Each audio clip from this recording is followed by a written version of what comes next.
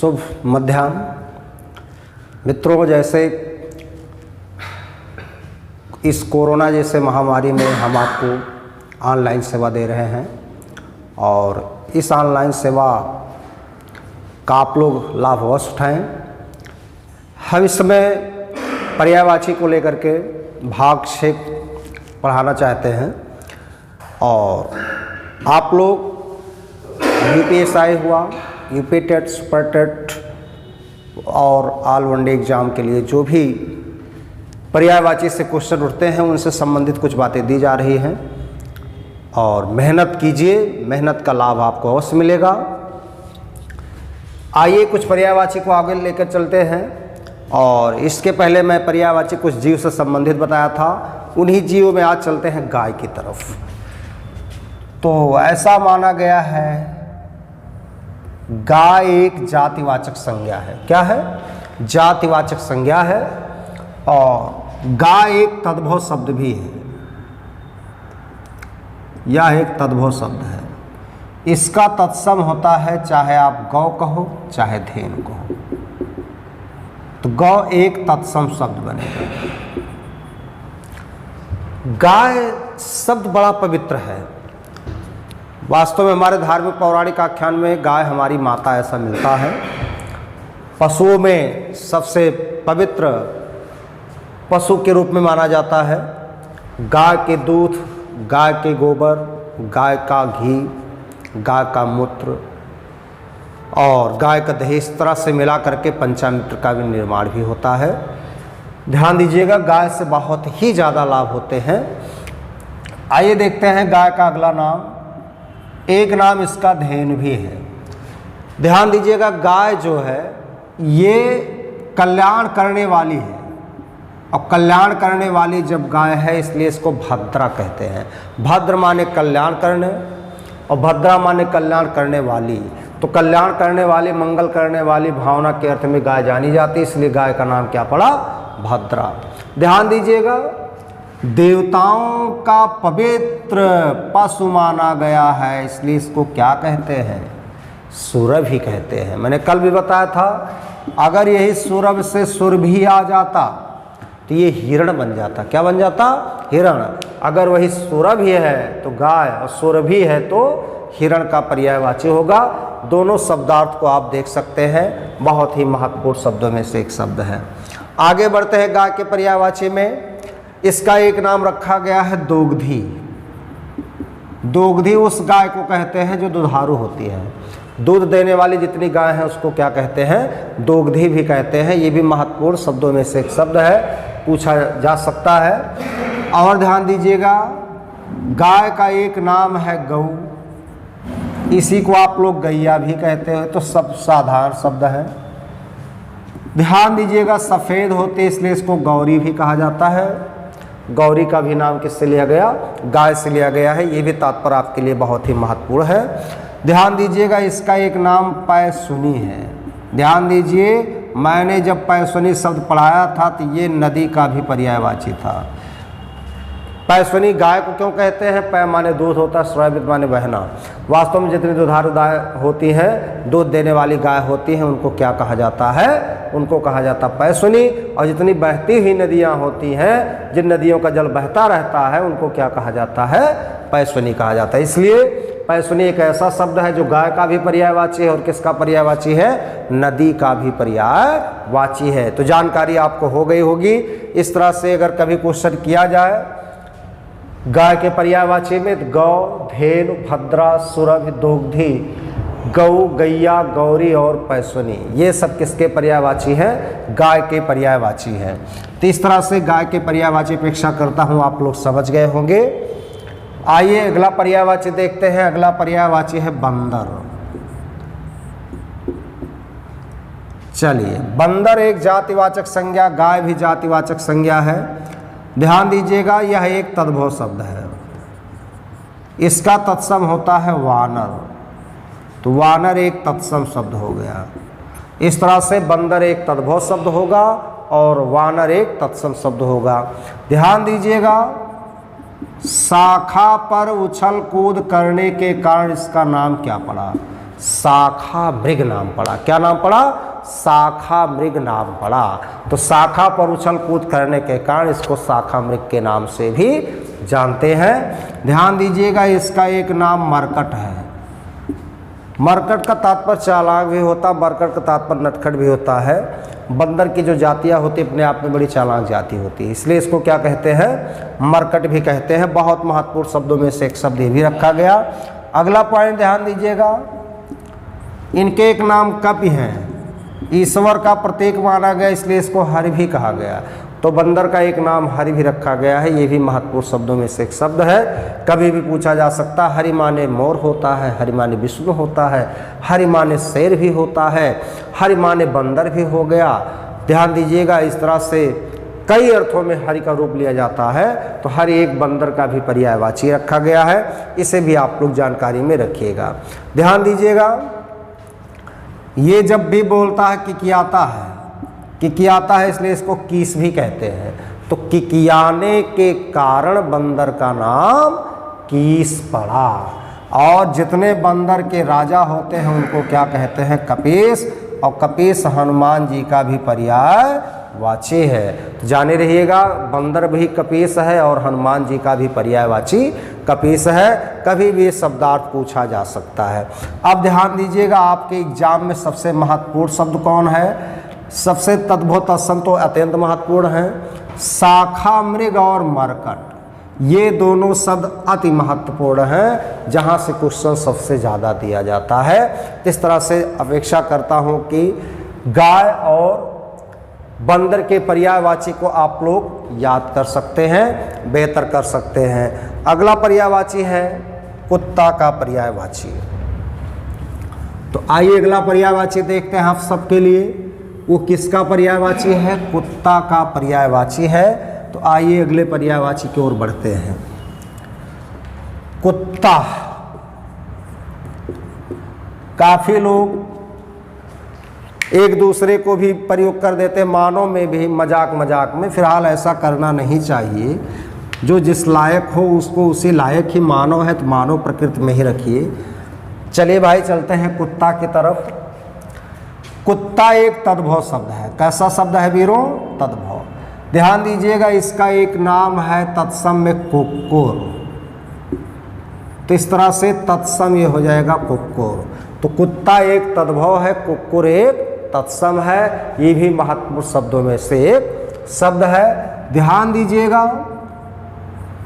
सुनता अधिक है कुत्ता, सुनने के कारण स्वान, स्वान से नाम हुआ स्वा, स्वा से नाम हुआ सुनक। तो ये सब सुनने के कारण कुत्ते के नाम पड़ जाते हैं। इस तरह से इसका नाम सार में भी है। क्या नाम है? सार में भी है। तो सुनने के कारण कुत्ता का नाम स्वान, स्वा, सुनक, सार में भी पड़ जाता है। इसका भैया एक नाम सोनहा है, जंगली कुत्ता होता है। तो जितने जंगली कुत्ते हैं सबको क्या कहते हैं? सोनहा भी कहते हैं। और ध्यान दीजिए, सबसे महत्वपूर्ण बात तो ये है, यह गांव का शेर है भैया, इसलिए इसको क्या कहते हैं? ग्राम सिंह भी कहते हैं। मैं कहता हूं अगर गांव में किसी बालक को कह दीजिए और भाई साहब ग्राम सिंह, तो कहेगा हमारे गांव के शेर हो गए। लेकिन ग्राम सिंह किसका पर्यायवाची है? कुत्ता का पर्यायवाची है। इस तरह से कुत्ता के पर्यायवाची को भी हम लोग ग्राम सिंह के अर्थ में जानते हैं। ध्यान दीजिएगा, और भी इनके शब्दार्थ लिए जा सकते हैं। कुत्ता का एक अत्यंत महत्वपूर्ण शब्द है, वो है स्वजन। अब ध्यान दियो, यहाँ से कंपटीशन का क्वेश्चन बनेगा। अगर स्वजन और इस तरह से स्वजन में अंतर पूछ लिया जाए तो ये स्वजन हो जाएगा कुत्ता और ये स्वजन हो जाएगा साजन। तो भैया कौन रे, झूठ मत बोलो, सजन रे। तो सजन को, साजन को कहते हैं स्वजन, जो छोटा सा यानी दंत सा करके बना है। और जो आपका कुत्ता का पर्यायवाची बनेगा वो बड़ा सा यानी तालब सा। तो अर्ध तालब सा अगर लग जाएगा तो कुत्ता, अर्धदंत सा लग जाएगा तो साजन का पर्यायवाची हो जाएगा। दोनों में कन्फ्यूजन मत होइएगा। और ये कन्फ्यूज करने के लिए शब्दार्थ दिए जाते हैं कि आप कुत्ता और साजन के शब्दार्थक को ना जान पाए। तो ये एक चैप्टर आपके हिंदी में है, समोच्चारित भिन्नार्थक शब्द उसी चैप्टर से बनाए जाते हैं। तो जानकारी अभी से थोड़ी थोड़ी रहेगी तो आप लोग सफलता को हासिल कर सकते हैं। इस तरह से कुत्ता के पर्यायवाची में सबसे महत्वपूर्ण शब्द कौन कौन हो सकते हैं? तद्भव तत्सम तो सबको याद करना है। इसमें स्वान, स्वनहा, सारमी। और ध्यान दीजिएगा, आपने सुना होगा छात्रों के गुणों के बारे में, काक चेष्टा बको ध्यानम स्वान निद्रा तथैचा। स्वान माने होता क्या? कुत्ता। तो इस तरह से मेरे भाइयों कुत्ता का पर्यायवाची स्वान से भी ले लिया जाता है। तो इस समय हम लोग पढ़ रहे हैं कुछ जीवों के बारे में। आइए अगला जीव देखते हैं, सांप का पर्यायवाची। अगला है सांप। सांप एक तद्भव शब्द है। इसका जो तत्सम होगा वो होगा सर्प। क्या होगा? तो सर्प एक तत्सम है और सांप एक तद्भव शब्द है। तो इस तरह से तद्भव तत्सम में हम लोग सांप और सर्प के अर्थ में जानते हैं। आगे बढ़ते हैं। ये वास्तव में रेंगता हुआ चलता है, इसलिए सांप का नाम क्या होता है? पन्नग। तो रेंगने के कारण सांप का नाम क्या होता है? पन्नग हो जाता है। इससे भी जानकारी आपको रखनी होगी। ध्यान दीजिएगा, ओर माने हृदय, गा माने गमन करना। तो हृदय के बल ये गमन करता है, इसलिए सांप को क्या कहते हैं? उरग भी कहते हैं। ये भी महत्वपूर्ण शब्दों में से एक शब्द है। कभी भी जानकारी आपको हो सकती है, आपसे पूछा भी जा सकता है। अगला पॉइंट है, इनका एक नाम रखा गया है विषधर। क्या नाम है? विषधर। विष को धारण करने से इसको विषधर कहते हैं। बहुत ही महत्वपूर्ण है भैया हो। इसमें फन होता है, फन होने से इसको क्या कहते हैं? फणी भी कहा जाता है। क्या कहा जाता है? फणी भी कहा जाता है। इसलिए इसका एक नाम फणीधर भी है। क्या नाम है? फणीधर भी है। तो फन होने से इसको फणीधर और फणी भी कहते हैं। ध्यान दीजिएगा, इसका एक नाम द्विज भी है। तो दो बार जन्म हुआ, एक बार अंडे के रूप में, एक बार अंडे से बच्चे के रूप में, इसलिए इसको क्या कहते हैं? द्विज भी कहते हैं। तो द्विज के अर्थ में भी सांप का एक नाम रखा गया। अगला अत्यंत महत्वपूर्ण शब्द है आही। भैया हो, आही माने सर्प होता है। आही को ईर मारने वाला वीर अहीर कहलाता है। ध्यान दीजिएगा, आही का तात्पर्य यहाँ किससे लिया गया है? सांप से लिया गया, सर्प से लिया गया। इससे भी तात्पर्य आपको रखना होगा। ध्यान दीजिएगा, इसका एक नाम भुजंग है। क्या नाम है? भुजंग। तो भुजंग के अर्थ में भी इसको हम लोग समझ सकते हैं, जान सकते हैं। इस तरह से भुजंग नाम किसका पड़ता है? सांप का नाम पड़ता है। आगे बढ़ते हैं। एक शब्द नाग और ब्याल भी है। ये दोनों शब्द मैंने लिखाया होगा हाथी। ये दोनों शब्द हाथी के पर्यायवाची भी हैं। नाग और ब्याल और शेष सांप के भी पर्यायवाची है। तो मेरे भाइयों, सांप के पर्यायवाची में इतने बहुत ही महत्वपूर्ण शब्द हैं। इसमें कौन शब्द सबसे ज़्यादा आता है? वो शब्द आता ही है पन्नग और उरग। पन्नग और उरग का अर्थ होता पेट के बल, हृदय के बल रेंगना। वही पन्नग है, वही उरग है। यही दोनों शब्द बहुत महत्वपूर्ण है। या तो शब्द आपका ब्याल भी पूछा जाता है, यहाँ से भी क्वेश्चन आता है। तो ब्याल ध्यान दीजिएगा, ब्याल हाथी का भी पर्यायवाची है और सांप का भी पर्यायवाची है। तो इस तरह से मेरे भाइयों, कुत्ता और सर्प भी इसके पर्यायवाची याद हो गए होंगे, जानकारी आपको हो गई होगी। आइए अगला पर्यायवाची चलते हैं। निम्न पर्यायवाची को देखेंगे जो महत्वपूर्ण है, जो एग्जाम में संभावित हो जाते हैं और महत्वपूर्ण पर्यायवाची में से होते हैं। अगला पर्यायवाची मित्रों है भौरा। क्या नाम है? भौरा। तो आइए अगले पर्यायवाची भौरा की ओर बढ़ते हैं।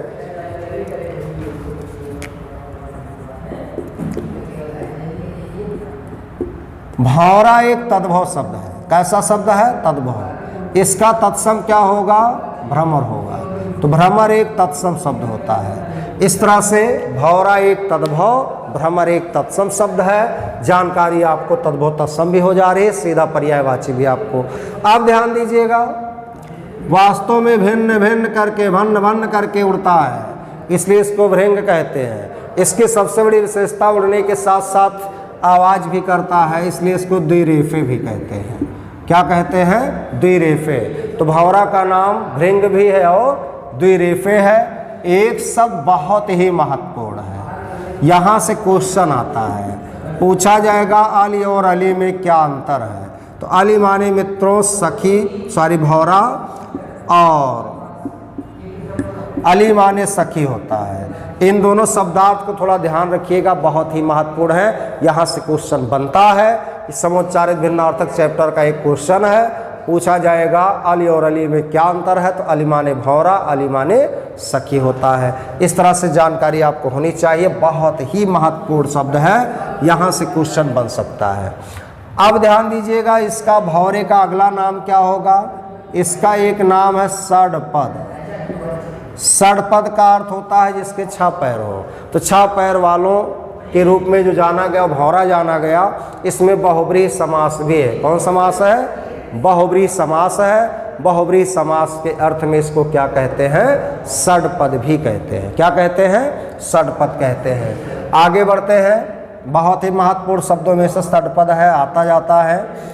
इसका एक नाम है मधुप। मधु माने मीठा, मधु माने रस, पा माने पीना। तो रस पान करता है फूलों के, इसलिए भौरा का नाम क्या रखा गया?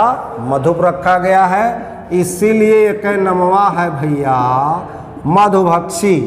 मधु माने रस होता है, मैंने कहा मीठा भी होता है, तो फूलों के रसों का भक्षण करता है, इसलिए इसको क्या कहते हैं? मधुभक्षी कहते हैं। इसीलिए इसका एक नाम मधुकर है। तो रसों का पान करने से मधुकर भी नाम हो गया। तो आपने सुना होगा, हे खगमृग हे मधुकर सेनी तुम देखी सीता मृग नयनी। मधुकर का नाम वहाँ भी आया है। तो भौरा का अर्थ क्या हुआ? मधुकर हुआ। ये भी बहुत ही महत्वपूर्ण शब्दों में से एक शब्द रखा गया है। इसका एक नाम रखा गया है सिलीमुख। क्या नाम रखा गया है? सिलीमुख नाम। तो सिलीमुख भी एक भौरा के अर्थ में जाना जाता है। जानकारी यहाँ से भी होनी चाहिए। भैया हो रसों का राजा माना गया है, इसलिए इसको मधुराज भी कहते हैं। क्या कहते हैं? मधुराज भी कहते हैं। बहुत महत्वपूर्ण शब्द ये भी है, पूछा जा सकता है आपसे। एक शब्द इसका मिलिंद है। क्या नाम है? मिलिंद का तात्पर्य भी भौरे से रख लिया जाता है। इनसे भी तात्पर्य आपके एग्जाम के लिए अत्यंत महत्वपूर्ण होगा। तो ध्यान दीजिए, भौरा पर्यायवाची में सबसे ज़्यादा आता है। इसमें मेन शब्द कौन कौन? तद्भव तत्सम तो जानकारी होनी चाहिए। भृंग, द्विरेफे, अली, ये तीनों तो अत्यंत महत्वपूर्ण है। बाकी षडपद में समास पूछता है तो बहुब्रीहि समास होगा। बाकी मधुप, मधुभक्षी, मधुकर, सिलीमुख, मधुराज, मिलिंद, ये सभी भी भौरा के पर्यायवाची है। तो जानकारी आपको यहाँ से भी होनी चाहिए, भौरा के पर्यायवाची से। आइए अगला पर्यायवाची देखते हैं। बताओ भौरे किनके रसों का पान करते हैं? फूलों के रसों का पान करते हैं। तो फूलों के रसों का पान करने से आइए चलते हैं फूल की ओर। आइए देखते हैं फूल का पर्यायवाची। फूल का तत्सम पुष्प से भी रखा जाता है। ये तद्भव हो गया और ये तत्सम हो गया। ध्यान दीजिएगा, पूर्ण रूप से खिला हुआ फूल क्या कहलाता है? प्रसून कहलाता है।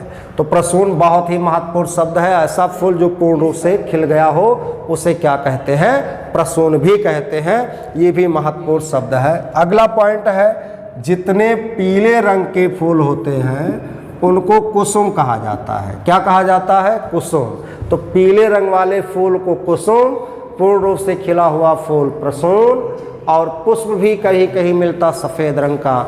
लेकिन आप लोग इतने जानिएगा, सबसे ज़्यादा जो शब्दार्थ पूछा जाता है कहेगा पूर्ण रूप से खिला हुआ फूल क्या कहलाता है? क्या कहलाता है? प्रसून कहलाता है। तो इस तरह से पीले रंग वाला कुसुम हो गया, और महकने वाला जो फूल होता है उसे क्या कहते हैं? सुमन भी कहते हैं। तो सुमन का शाब्दिक अर्थ होता है सब फूल जो वास्तव में मन को सुंदर बना दे, वही सुमन होता है। तो पर्यायवाची को साधारण जब अर्थ सहित तैयार करेंगे तो बहुत ही मस्तिष्क पर आपके छाप उत्पन्न हो जाएगा, प्रकट हो जाएगा। प्रसून कैसा फूल होता है? जो पूर्ण रूप से खिला हो। कुसुम कैसा फूल? पीले रंग का फूल। महकने वाला फूल क्या कहलाता है? सुमन। ध्यान दीजिएगा, इसका एक नाम गुल भी है। क्या नाम है? गुल। गुल ऐसा फूल होता है जिसके पकड़ने, स्पर्श करने से आपके हाथों में उसके कण, उसके रज लग जाए, ऐसे फूल को क्या कहते हैं? गुल। आगे बढ़ते हैं। लता के अंत में खिलने वाला क्या फूल कहलाता है? लतांत कहलाता है। तो लता के अंत में खिलने वाले जितने फूल होते हैं उसमें क्या नाम अर्थ आएंगे? लतांत आएंगे। फूलों का गुच्छा अगर कहीं बनता हो, फूलों के गुच्छे को मंजरी कहते हैं। क्या कहते हैं? मंजरी। तो जितने फूलों के गुच्छे होते हैं उन्हें क्या कहा जाता है? मंजरी भी कहा जाता है। एक अर्थ इसका पुहुप भी होता है, बहुत महत्वपूर्ण ये भी है। एक अर्थ इसका क्या होगा? पुहुप।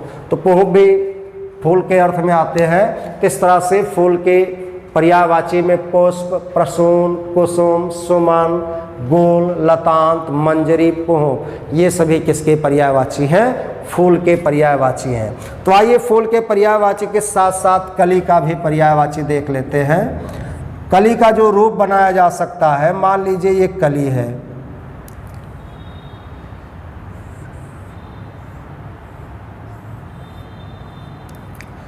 ये रहा कली के अर्थ में। पहली बात जानिए, कली एक तद्भव शब्द है। इसका जो तत्सम होता है वो कलिका होता है। और ध्यान दीजिए, जितनी भी फूलों की कलियां होती हैं उसमें कोर जरूर होते हैं। कोर होने से कली का नाम देखिए कोरक पड़ गया। क्या नाम पड़ गया? कोरक। और देखिए जितनी कलियां होती बड़ी मुलायम होती है, मुलायम होने से इनका एक नाम किसलय भी पड़ जाता है। क्या पड़ जाता है? किसले से नौ पल्लो भी नाम होता है। नौ पल्लो का अर्थ होता है जिसमें नई नई पत्तियां हों। तो जितनी वास्तव में कलियां होती हैं उसमें नई नई पत्तियां होती हैं, इसलिए इनको नौ पल्लों के अर्थ में भी रखा जाता है। ये भी महत्वपूर्ण शब्दों में से एक शब्द है। अगला पर्यायवाची कली के अर्थ में है, वो बहुत ही महत्वपूर्ण है। यहाँ से क्वेश्चन सबसे ज़्यादा आता है। इसका नाम मुकुल है, बहुत महत्वपूर्ण। यही शब्द मेन है जो समीक्षा अधिकारी में कई बार आ चुका है। यूपीएसआई और यूपीपी के एग्जाम में भी, यूपी SSSC के एग्जाम में भी कई बार आ चुके हैं ये शब्द मुकुल। मुकुल कैसा फूल है? या अधखिला फूल है। तो कलियों में जो अधखिली कली होती है उसी को मुकुल कहा जाता है। अब देखिए एक क्वेश्चन आता है कि मुकुल का विलोम क्या होगा? तो अधखिला फूल मुकुल और पूर्ण रूप से खिला फूल प्रसून। अब देखिए एक दूसरे का ये विलोम भी हो गया। तो प्रसून पूर्ण रूप से खिला फूल होता है और कली में जो मुकुल है वो अधखिली होती है। तो अधखिले फूल को मुकुल कहते हैं और इसका जो विलोम होगा वो प्रसून होगा। इस तरह से मुकुल और प्रसून एक दूसरे के विलोम भी हैं और एक दूसरे के अलग अलग पर्यायवाची भी हैं। मुकुल कली का पर्यायवाची और प्रसून फूल का पर्यायवाची है। इस तरह से जानकारी आपको यहाँ से भी होनी चाहिए। तो इस तरह से मुकुल किसका पर्यायवाची है? कली का पर्यायवाची है। इसका एक नाम कोंपल है। कोंपल का तात्पर्य मुलायम होता है। इस कलियाँ जितनी होती मुलायम होती, इसलिए इसको कोंपल के भी अर्थ में रख ले जाते हैं। और देखिए कभी कभी कुछ फूल ऐसे होते हैं जिसमें एक ही कली में कई गुच्छेदार कलियाँ हो जाती हैं, तब कली का नाम होता है जालक। क्या नाम होता है?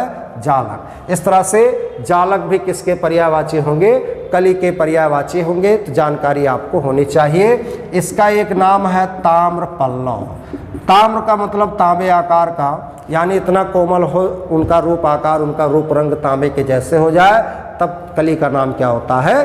ताम्र पल्लव भी होता है। ये भी जानकारी आपको होनी चाहिए। ध्यान दीजिएगा, इनका एक नाम है कल्पसाल।